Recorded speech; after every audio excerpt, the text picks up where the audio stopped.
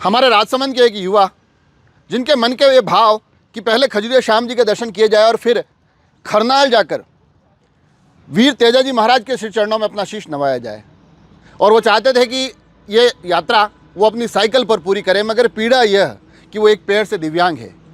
यकीनन एक बहुत मुश्किल फैसला था, मगर जहाँ पर कोई भक्त ठान लेता है तो उस आस्था के सफ़र में ऊर्जा खुद ब खुद आ जाती है। और ऐसा ही कुछ हमारे रोशन जी जाट सिंघम के साथ हुआ।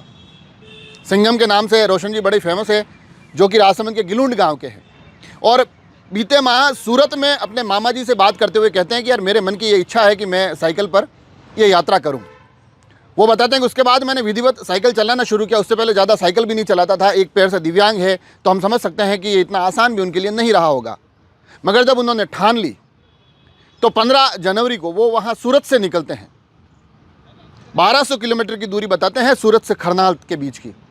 मगर वो वहाँ से निकलते हैं, वहाँ से आकर राजसमंद होते हुए प्रभु खजुरिया श्याम के दर्शन करते हैं।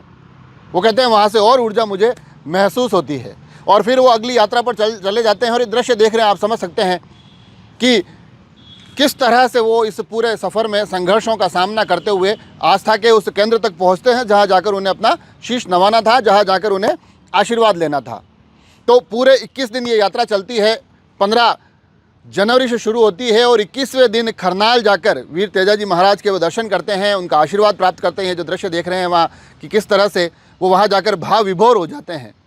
इस यात्रा का पूरा होना अपने आप में बहुत अद्भुत है, क्योंकि एक संकल्प अचानक लिया गया, एक मुश्किल संघर्ष और सफ़र का, और वो जाकर न केवल साकार हुआ मगर आप देख सकते हैं किस तरह से वो वहाँ पर आशीर्वाद लेते हुए अपनी इच्छा जो उनकी पूर्ण हुई है उसकी खुशी भी उनके चेहरे पर देखी जा सकती है।